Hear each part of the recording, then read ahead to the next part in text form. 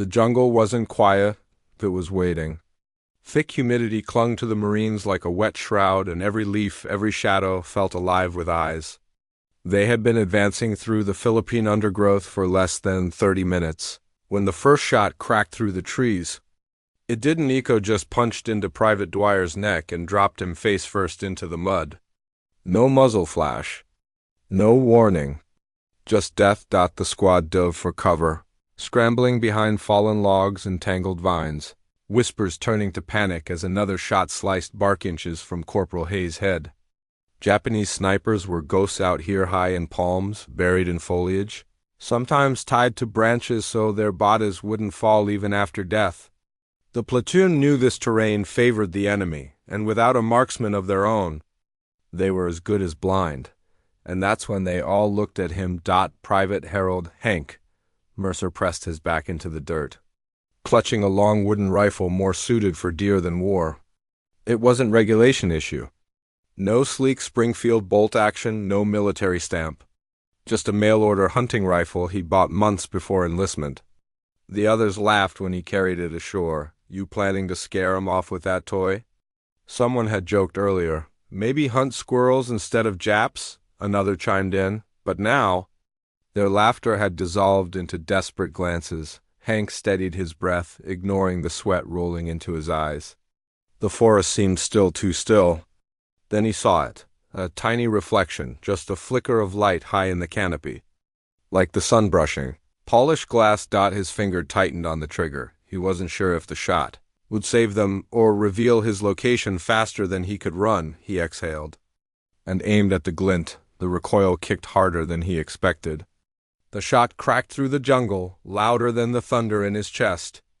And for a split second everything froze. No return fire, no rustling leaves. Just the sound of his heartbeat and the silence that followed. Hank didn't know if he'd hit anything. He didn't know if he'd just saved the platoon, or doomed them by revealing their position, but as the silence lingered, his mind drifted, unbidden, to another forest thousands of miles away. Montana winters didn't whisper like this jungle. They howled. Snowstorm winds scraped across frozen pines, the cold so sharp it bit through wool. 12-year-old Hank trudged behind his father, rifle slung across small, shaking shoulders. It wasn't the one he carried now. Back then, he shot with a battered .22 his father had inherited from his grandfather. You don't need the loudest gun, his father had said. Just the surest shot. They tracked elk by broken twigs, shallow prints, and steam rising in the morning air. Hunting wasn't a sport, it was survival. Food on the table, meat in the cellar, respect in a town where weather humbled every man sooner or later. While others learned by books, Hank learned by silence. Listen longer, breathe slower. Shoot only when you're certain. The rifle he carried now arrived years later, long after his father passed from pneumonia. Hank bought it through a newspaper catalog, folded, faded, tucked between ads for plows and farm boots. He mailed 3 months' savings in a stamped envelope, then waited through a bleak spring. When the shipment finally arrived, a wooden crate wrapped in burlap, it felt like more than a gun. It was a piece of his father he could hold. He cleaned it more than he slept, filed the sight himself, sanded the stock until it shined. Maybe that's why it hurt when the Marines laughed at it. Hell, Private, you think we're fighting rabbits out here? This ain't a ranch, cowboy. Get yourself a real gun. He didn't argue. He just held the rifle a little tighter. Boot camp didn't notice his accuracy. The instructors counted speed, aggression, uniformity. Hank did what was asked, never less, rarely more. Officers sized him up like a spare bolt, useful in a machine, replaceable just the same. No one asked about Montana.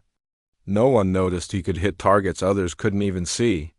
He fired when told, marched in line, faded into the crowd. War, though. War didn't care who the instructors overlooked. A shout ripped him back to the present. "Mercer, did you get him?" He wanted to answer, but another bullet snapped into the dirt near his knee. Definitely more than one sniper, maybe 3, maybe 5, triangulating them from the canopy. The Marines ducked lower. Fear spread like fog. Sergeant Cole crawled over, face smeared with mud and sweat. "You saw something. Where was it?" Hank pointed toward the high ridge of trees cloaked in palms and ferns. Up there. But that was just one. They're not firing from the same nest. Cole stared at Hank, then at the rifle. The same rifle he'd dismissed as a farm toy the moment he saw it.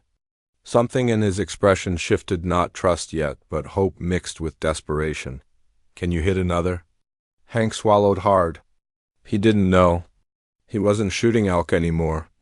These targets shot back, but his father's voice felt close again, soft, patient. Don't pull the trigger to kill. Pull it to protect. Hank pressed himself into the mud, lifted the rifle, and scanned the treetops. The jungle no longer buzzed with insects. Even nature seemed to hold its breath. He could feel unseen eyes marking them, measuring angles, waiting to strike again. One sniper was down. But now the others knew exactly where he was. He adjusted the sight, slowed his breath, and searched for the next gleam of metal in the leaves. They weren't just trapped. They were being hunted. Mud soaked into Hank's sleeves as he crawled forward, inch by inch, until the vines parted just enough for him to see the tree line. The jungle stretched upward like a cathedral of twisted branches and wet leaves, thick shadows layered over thicker shadows. Somewhere in that mess, a rifle barrel waited still, patient, aimed at the men who trusted him to pull a miracle from thin air. He steadied his breathing, counting his heartbeats. 4, 5, 6. A distant bird call broke the silence, followed by the faint rustle of leaves high above. Through a slit in the canopy, sunlight flickered off something metallic, just for a heartbeat, and that was all he needed. He didn't speak. Didn't warn anyone. He simply took the shot. The crack was sharp, clean, swallowed instantly by the jungle. A half-second later, a body crashed from the treetops, snapping branches as it fell before hitting the forest floor with a sickening thud. The Marines froze, staring at the corpse camouflaged with vines. Face painted, rifle tied to his wrist so it wouldn't fall if he died. Not an ordinary soldier. A trained Japanese sharpshooter. Corporal Hayes blinked. Holy hell. He nailed him. With that thing. Sergeant Cole didn't smile. He didn't look impressed. If anything, he looked unsettled. That was over 300 yards, he muttered. Through branches. Another shot whistled from the opposite direction, forcing everyone back to cover. But now their eyes went to Hank, not mocking, not amused, just waiting. Hank wiped sweat off his brow and reloaded. His hands shook, not from fear, but from the reality that he'd crossed a line. Killing in war was expected. But hunting hunters? It changed everything. One shot. One body. 11 more eyes watching. The platoon commander arrived minutes later, ducking beneath a fallen palm. Lieutenant Anders was young, polished, fresh out of training, sharp dress. Sharper ego. I heard you dropped a sniper, he said, as if confirming an equipment malfunction. Show me. Cole pointed toward the fallen body. Anders studied the corpse, then Hank's rifle. Then Hank. The skepticism was obvious. That rifle isn't military issue. No. Sir? Hank replied. You telling me you hit a trained sniper with some barnyard souvenir and not a Springfield? Anders asked. Hank didn't answer. He didn't need to. The dead man in the dirt answered for him. Anders finally exhaled. All right. You're staying on overwatch for the advance. Cole assigned him a spotter. Hank felt something shift in the air, not admiration, not trust, but acknowledgement. They no longer saw a farm boy with a cheap rifle. They saw a solution. From that day forward, Hank hiked at the edge of the formation, moving slower, higher, always scanning treetops before the platoon passed. His boots barely broke branches as he walked. He kept to shadows, often vanishing from sight even to his own men. It wasn't long before others noticed the difference. On their second patrol, 2 more shots rang out from the canopy. Marines dropped flat. But Hank was already kneeling, sight fixed upward. He didn't fire immediately. He waited, studied fluttering leaves, the angle of light, the unnatural tilt of a fern. Cole whispered, You see him? Yes, then take the shot, damn it. No, Hank replied, voice low. He's not alone. Seconds later, a second rifle flashed from a different branch, bait and execution. Had the Marines fired first, they would have exposed themselves. Hank fired twice, 2 thuds. Two sniper rifles hitting mud. Hayes stared. How the hell did you know? Hank shrugged softly. Elk don't travel alone. Neither do hunters. That night, the campfire didn't echo with jokes about his rifle. Instead, Marines leaned in, asking questions quietly like men studying a hidden language. What do you look for first? Can you teach us how to track them? Do you ever miss? Hank's answers were short, almost uncomfortable. He never wanted glory. He only wanted to go home, unbeknownst to the Americans. The Japanese noticed Dot at a command post deeper in the jungle. A captain reviewed reports, 3 snipers missing in 2 days, each killed by single, precise shots. No artillery. No machine gun spray. Just one bullet at a time. The officer slammed his fist onto the table. This is no ordinary soldier. They have a marksman. His words traveled through squads, then platoons, until specialized counter-sniper teams began spreading through the jungle. These were not just shooters, they were assassins. Trained to mimic birds, breathe through reeds underwater, move through trees like wind, and they came hunting for one man. The next morning, Hank woke before dawn, sitting alone on a moss-covered ridge while the platoon slept below. Mist curled through the trees like ghosts. He scanned the tree line with steady eyes, finger gently resting on the worn trigger. Behind him, Cole approached quietly. You look like you haven't slept. Hank didn't look away from the sights. Someone was trailing us last night. Didn't fire. Just watched. Cole stiffened. You're sure?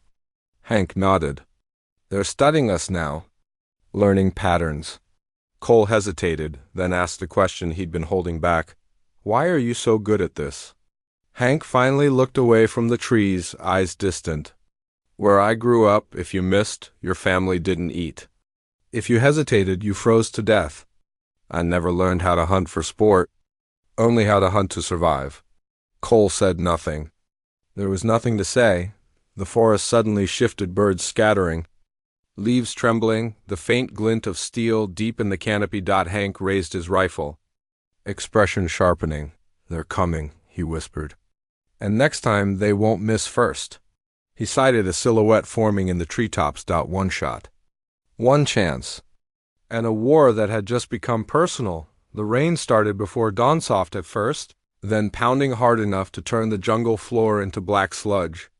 It should have masked every sound, but Hank could still hear the echo of the last sniper he killed, the snap of bone, the thud of a body hitting roots soaked in mud.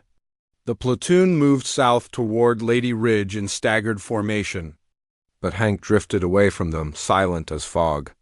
Pushing deeper into the trees where the canopy swallowed the light, he no longer waited for snipers to fire first. He hunted them, he moved low, never brushing vines, never stepping on exposed branches that could crack under weight. Every movement was calculated, breath slow, footsteps placed in damp soil or moss. He scanned for the signs only a lifetime of hunting had taught him, broken bark where a rifle had rested, crushed ferns where a man had waited still for hours, strands of vine faintly disturbed and settling back into place. Every detail mattered. Halfway up the ridge, he found the first nest. At a glance, it looked like a tangle of broad leaves hanging loose over a branch. But the angles were wrong, too symmetrical, too deliberate. Hank crouched, sighted upward through dripping branches, and waited. 15 seconds, 30, a minute. The nest didn't move, not even with the wind. Real snipers didn't shift. They became part of the tree. He angled himself, circling through the brush until he found the shot that wouldn't bounce off bark. He raised the rifle, steadied his breathing, and fired. The leaves shuddered, and a body slumped forward. The corpse had been tied to the branch, rope cutting into rotting bark. These men had orders to die in place before retreating. Hank whispered into the rain. Another one?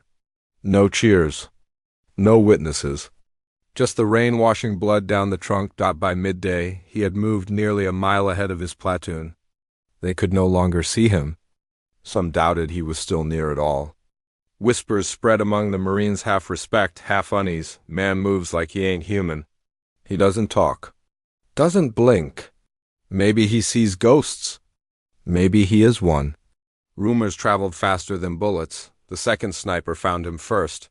A faint flash caught Hank's peripheral vision, just a reflection off wet metal. He dropped instantly, letting the bullet whip past where his head had been a heartbeat earlier. He rolled behind a fallen palm, mud coating his uniform. This one wasn't hiding high. He was low, almost at ground level, camouflaged by moss and sharpened stakes. A trap position designed to pick off scouts. Hank didn't return fire. Instead, he closed his eyes. Listen to the rain. Listen for breath, the faint hitch a man makes holding still. Then he heard it, a controlled exhale. 20 feet to his right, he sprang from cover, slid across wet soil, and fired from a kneeling position. The bullet punched through brush and into the sniper's throat. The man choked, hands fumbling with his rifle, then went still. 2 kills. No support. No witnesses. He moved again. Diet brought fog so thick it felt like cotton smothering the jungle. The Marines halted at the ridge's base, exhausted. But Hank kept moving upward, refusing rest. Hunger gnawed at him, thirst burned his throat. But his body moved on instinct. The third sniper was waiting at the ridge's crest camouflage beneath palm fronds. Rifle angled perfectly at the Marine camp below. If Hank hadn't climbed this far, half the squad would have died before dawn. He lined up his shot, heart thundering, breath shallow. Just before he pulled the trigger, lightning split the sky, illuminating the sniper's face expression calm, staring directly at Hank. He fired anyway. The lightning masked the sound. The body never made a noise. By sunrise, 3 enemy snipers were dead. The platoon found their bodies arranged at the base of the ridge, as if the jungle itself had coughed them up. Cole stared at them in disbelief. Hayes shook his head. How the hell is he doing this alone? Anders said nothing. But later that day he pulled Hank aside. We're assigning you forward reconnaissance, he said. The men. They're calling you something. Hank didn't reply. His eyes were unfocused, locked somewhere deep in the trees. They're calling you the ghost of Lady Ridge. Hank didn't smile. He just walked away. The next 2 days blurred together, shot after shot, nest after nest. No celebrations. No adrenaline. Just silent, methodical death. Hank killed more snipers than entire squads had in weeks. The rifle stock rubbed raw against his shoulder, leaving bruises that darkened from violet to black. His lips cracked from dehydration. His vision blurred from hunger, and still he kept going. Each kill came with less hesitation, less emotion. He stopped counting. The jungle swallowed his conscience, one shot at a time. By the end of 48 hours, even the Japanese were unsettled. Survivors reported an unseen marksman and heard, unseen, striking from impossible angles. They believed he moved through the trees like wind. They gave him a name of their own. A word whispered in fear, Yore. The ghost, late on the second night after his 9th kill, Hank finally collapsed behind a boulder, chest heaving, hands trembling. He dropped his rifle for the first time since the hunt began and stared at his mud-stained palms. He wasn't sure what terrified him more, the men he killed, or how easy it had become. Branches shifted above him. Another sniper? Another ambush? He grabbed his rifle and aimed, only to see nothing. No glint. No scope. Just darkness watching him back. He stood slowly, shoulders stiff, trembling with exhaustion. Somewhere out there, someone else was hunting. Someone just as patient, just as skilled. He tightened his grip on the rifle. This war wasn't just bullets anymore. It was a duel, and for the first time, he wondered if the ghost in the trees wasn't him, but the one stalking him now. The jungle had grown quieter, almost unnaturally so by mid-afternoon. Birds were absent, insects stilled, even the wind seemed to avoid the canopy. Hank knew it was a sign. The hunters were adapting. Every shot he'd taken over the past 2 days, every nest he'd cleared, had left a trail less of blood, more of knowledge. The Japanese were learning, watching patterns, and now the enemy wasn't just hiding anymore, they were hunting. Cole and Anders had warned him. They're sending someone after you, Cole said in a low, urgent voice the night before. Anders had nodded grimly. Elite, counter-sniper, think like you. Move like you. Kill like you. Hank hadn't believed it not until the first shadow moved differently than the second. This one wasn't sloppy, wasn't waiting for him to reveal himself. It stalked. Patient, deliberate, calculating every step he took. Analyzing every angle, mimicking wind, shade, and even his heartbeat. He crouched behind a mossy boulder on the edge of a ravine, rain-slick leaves sliding off his shoulders. His rifle rested on a makeshift bipod, scope misted with condensation, fingers trembling, not from fear, but from fatigue, hunger, the constant thrum of adrenaline.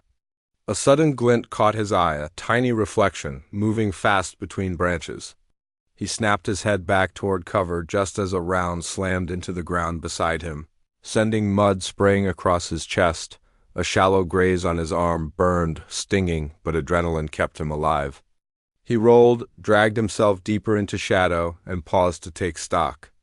This was no ordinary sniper. No one else had stalked him before. They had been prey. Now he was the hunted. He remembered Montana, his father teaching him about elk. "Never let the prey see you first," his father had said. But this was different.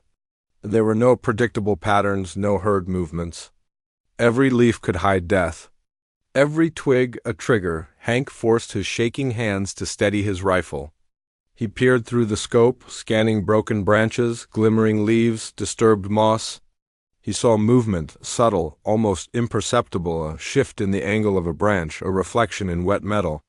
The sniper was learning from him, mirroring him, anticipating. Hank fired once, and the shot rang hollow. The enemy had vanished. No thud, no sign. It was impossible, like the wind itself had dodged his bullet. He reloaded, heart hammering, sweat dripping into his eyes. The pain in his arm was real now, but he couldn't stop. The platoon was too far down, too vulnerable. He had to act. Hours passed in the jungle, blur crawling, climbing, sliding over mud, reading every shadow. The cat-and-mouse game stretched across ravines, swinging vines, high canopy bridges that twisted like natural catwalks. The elite sniper always seemed one step ahead. Every trap, Hank set, every false move, every bait shot, countered. He began doubting his rifle, his skill, even his luck. By late afternoon, he was bleeding from 2 more scratches, wrist bruised, shoulder raw from the constant pressure of the rifle stock. Fatigue clouded his focus. The jungle itself seemed to mock him, hiding sounds, amplifying shadows. His mind wandered for the first time in days to failure. What if he couldn't make the next shot? What if he had underestimated this opponent? A movement, a flash of light. The glint of metal between leaves. Hank froze, heart stopping. That flash could be a reflection. Or a scope. He couldn't tell. He gritted his teeth and raised the rifle, eyes narrowing. Every muscle tensed, every sense screaming, every instinct telling him to fire. The sniper waited, patient, calm, calculating. Hank's finger hovered over the trigger. A single breath, slow, measured. The enemy moved again, a tiny shift, just enough. He fired. The echo died in the ravine, swallowed by mist and foliage. And then nothing. No sound, no movement. Hank pressed forward cautiously, crawling to a vantage point. He searched the treetops, scanning for any sign of the elusive hunter. That's when he saw it, a silhouette, half hidden in shadow, glinting metal aimed toward him, not a reflection. Not a mistake. A real, breathing sniper waiting, watching. Hank froze, rifle raised, adrenaline spiking. The jungle held its breath. And in that pause he realized the truth. This wasn't just about survival anymore. It was personal, one shot. One chance. He swallowed hard, adjusting the scope. The flash appeared again. Closer this time. The enemy had learned. And the hunt had begun. The 4th day began with a gray dawn that felt more like night. Heavy clouds pressing down so low the jungle seemed to breathe. Rain fell in sheets, drumming on leaves, pooling in hollows, turning every path to slick mud. Hank moved through it like a shadow, soaked to the bone, his boots sucking with each step, stomach empty, mouth dry, muscles screaming in protest. Fever clawed at him, chills rattling through his bones, but there was no time to rest. Not now, not while 11 lives hung in balance. The jungle had become a maze of threats. Every tree, every fern, every broken branch could conceal another sniper. Hank tracked them with an almost unnatural precision, a bent leaf, a glint of metal, a subtle indentation in the moss. For 4 days he had moved alone, invisible, deadly. Each shot was silent, each kill meticulous. 11 snipers gone, leaving corpses hidden or revealed to terrorize the rest of the enemy. By midday, fatigue had etched deep lines into his face. Hunger and dehydration made his movements sluggish, yet his eyes never strayed from the canopy. Lightning flashed faintly through the gray sky, illuminating the twisted trees like a nightmare painted in silver. Then he spotted him, the elite sniper. Patient, poised, and unnervingly still. Hank crouched behind a moss-covered boulder, surveying the distance, calculating angles, measuring the wind that cut across the ravine. Every instinct screamed at him. One wrong move, and this hunt would end with him dead. Hank improvised. He crawled to a fallen branch, elevated himself just enough to line the perfect sight, and waited. Seconds stretched like hours. He remembered the wind lessons from Montana, the slow exhale of breath before a perfect shot. And then, in the dim light of a storming afternoon, he squeezed the trigger. The shot punched through the rain, a precise strike that hit the elite sniper in the chest. The man's body slumped forward. Finally, revealing the face of death Hank had hunted so desperately, he slumped to the mud, exhausted beyond reason, yet alive. Around him, the jungle was silent, no bullets, no movements, just the relentless rain washing over him. 4 days, 11 snipers. Each one a shadow lifted from the platoon's shoulders. By the time Marines reached the site, they found Hank half hidden beneath the boughs. Blood and mud streaked across his uniform, breathing shallow, but alive. Cole and Anders approached cautiously, disbelief written across their faces. They took in the rifle, the rigged positions, the bodies displayed with unspoken strategy, and finally the tally of the kills. 11 confirmed sniper kills. 11 men who would have continued hunting their squad if Hank hadn't moved like a ghost. Medics knelt beside him. Astonished by the wounds, he bore small grazes, bruises, exhaustion, but no fatal injury. They lifted him gently, murmuring prayers and disbelief. Unable to grasp the scope of what had been accomplished, Hank allowed himself to close his eyes for a moment. The rain washing over him, the weight of the jungle lifting just slightly. He wasn't a hero. He wasn't seeking glory. But he had become something more than a farm boy with a mail-order rifle. In the distance, the storm began to ease. The soldiers around him whispered his new name with awe, Ghost of Lady Ridge. Hank exhaled slowly, letting the tension bleed out of his body. He had survived 4 days of relentless hunting, faced an elite sniper who had matched him step for step, and had returned victorious. The jungle remained alive. Restless and wet, but for the first time in days, it no longer felt hostile. Not to him. Not now. He had done what no one expected. He had become a legend. And somewhere deep in the rain-darkened canopy, the ghosts of 11 fallen snipers lay silent. Finally still, the campfire burned low that evening, flames flickering against rain-slicked faces and mud-streaked uniforms. Marines moved quietly through the clearing, casting glances at Hank Mercer as he sat with his rifle across his lap, cleaning the stock with methodical care. No one joked about it now. No one called it a toy or scoffed at its wooden frame. The rifle had earned respect in the language soldiers understood: silence, precision, survival. It had saved lives, and the men knew it. Lieutenant Anders approached, boots squelching in the mud, notebook in hand. "Reports from the field are extraordinary," he said, voice tight with admiration. "Your actions, Mercer, they've been noted. Command is considering recommending medals for your efforts. Silver stars, maybe more." Hank shrugged, not looking up from the rifle. Medals weren't why he had fired. He had never fired for glory. He had fired to keep the men beside him alive, to give them a chance to see another sunrise. Recognition was a distant echo compared to the weight of the forest, the roar of rain, and the ghosts of those he had killed to survive. Cole came by, nodding toward the rifle. "You saved us all, kid." 11 snipers. 11 lives. And all with this thing. His tone was half awe, half disbelief. I don't know whether to salute it or bury it somewhere. Hank gave a short smile, finally lifting his eyes to meet the faces of the men he had fought alongside. They weren't laughing, but their expressions carried something deeper, a mixture of relief, respect, and gratitude. The same men who had mocked him in the jungle now approached quietly, nodding, touching the rifle gently as if it were a relic. As if it carried more than bullets, word of his feat spread quickly. First through the platoon, then to nearby units, and eventually to command posts farther inland. Soldiers whispered of a ghost who moved unseen, who struck without warning, who never missed. They called him the Ghost of Lady Ridge, a name carried on rain-dampened winds across the battlefield.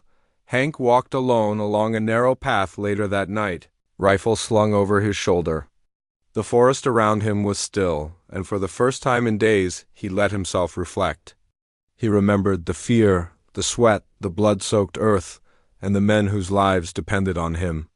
Glory had never been the goal. Survival and protection had. And in that pursuit, he had found something harder than medals or praise-respect. Earned in the quiet and deadly calculus of war, he paused atop a small ridge overlooking the platoon camp. The rain finally easing to a gentle drizzle. The rifle rested across his shoulder, its wood smooth under his fingers, its metal gleaming faintly in the moonlight. Hank exhaled slowly, letting the weight of the past 4 days settle. They never understood, he murmured to himself, voice lost to the whispering leaves. It wasn't the rifle they underestimated. It was the man who carried it. And for the first time, he allowed a sense of peace to settle over him, not pride, not triumph, but the quiet knowledge that he had done what was necessary, and that the men beside him had lived because of it. The forest stretched endlessly around him, shadows long and still, yet for Hank, the echoes of the past days would always carry a final truth. Courage and skill, not weapons alone, decide the fate of men in war. The night embraced him as he walked back toward camp. Rifle in hand, legend in the making, a man who had become more than the sum of his training, more than any mockery and more than anyone had ever imagined.